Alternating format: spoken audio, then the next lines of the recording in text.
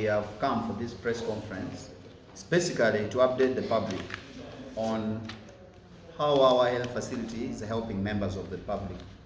We think when we talk about community transformation, many people do not understand what the university is doing to transform the community or to support the community, because majorly these are initiatives that the university provide, and they come free of charge to the members.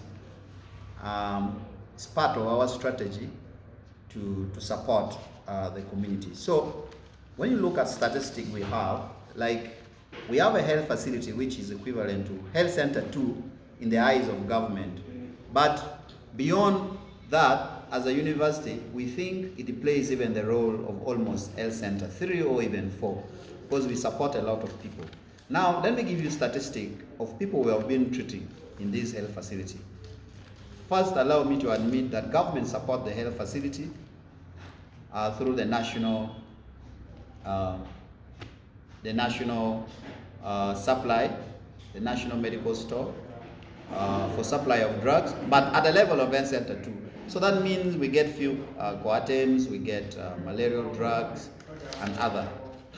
But the university injects some money to support the health center.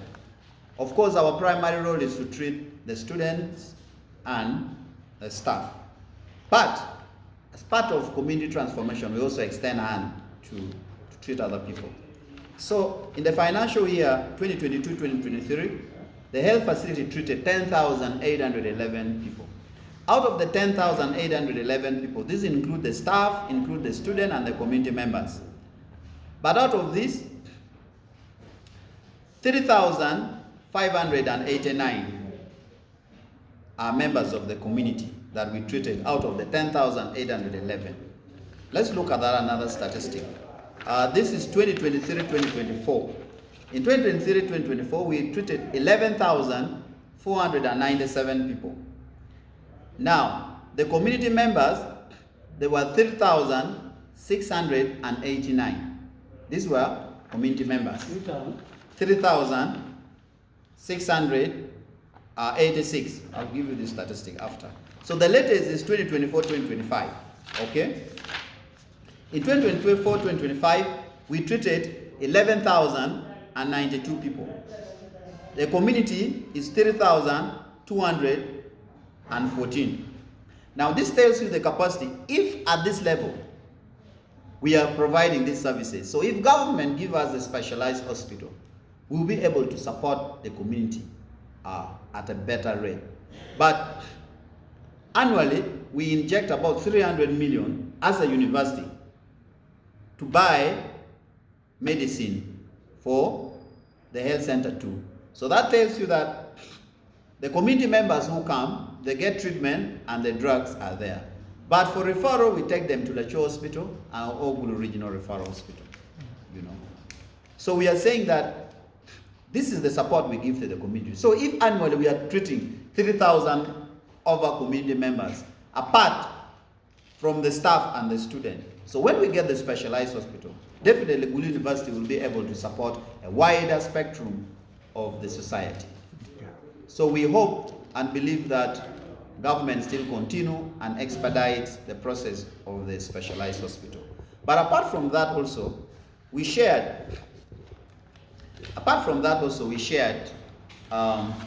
with the press one of our community engagement strategy, which forms part of the community transformation. Annually, every year, our fourth year students, we also take them to the community to do what we call community clerkship. This year we had 29. They normally go for 6 weeks. So the 29, we deployed them at Awaj Health Center 4. We took them to Ata Health Center 3. We took them to Namukora Health Center 4. This is in Kitgum. Awaj, of course, is in Gulu District. Ata is in Pade District. Then Madupe Health Center 4 in Lamore. Then Padibe Health Center 4 in Lamore. And Palabek Health Center 4 in Lamore.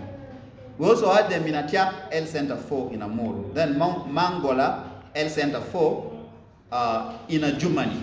Now, why this? This makes, so our doctors or our students can work both in the town and the rural. So this means by taking them to community health centers in the rural setting, makes the student provide services to the community. And when students are providing services to the community, these are fourth-year medical students of Gulu University.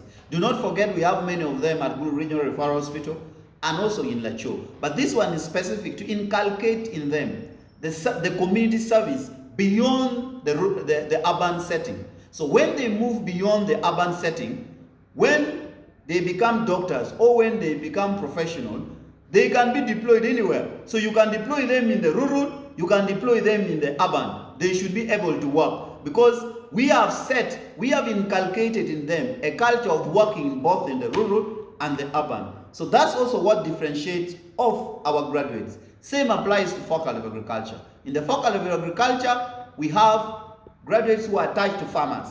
So we tell them that make the farmers' life better for the time you are with farmers.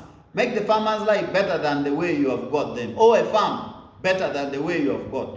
But what we emphasize is that if the students are in the farm or with the farmers in the rural area, they should tap on the local knowledge, on the indigenous knowledge. Something probably was not taught in class. So we believe that if they get what is not taught in class and incorporate it with what is there, with what is taught in class, they should come. So when they're going, they should humble themselves, attend to these farmers, because the farmers could have a knowledge that the class doesn't teach. Okay? So if you get that knowledge from the farm and you inculcate with what is taught in class, then we assume you should be a very good agriculturalist. So these are some of the strategies that we deploy. Also, in the Faculty of Education, our students who teach will go for internship or school practices. We prioritize that they are also sent into some of the rural schools, so that we have graduates who are able to work both in the rural and in the urban. So this is part of our community transformation.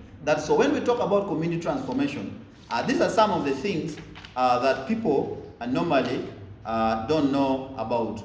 Also, we have, under community transformation, we are improving on the local chicken in Uganda, so that they weigh better, they give more eggs, and they weigh better. So it is called Indigenous Chicken Breeding Program. We have already given about 800 breeding birds to farmers in northern Uganda, and we want to be following and see how it is doing. All these are done free of charge, and that's why we say they are part of our community transformation program. So if you look at our health center, we are providing health services to people, to very many people, free of charge as Gulu University. Thank you. Thank you, Piero. Just one thing only. Well,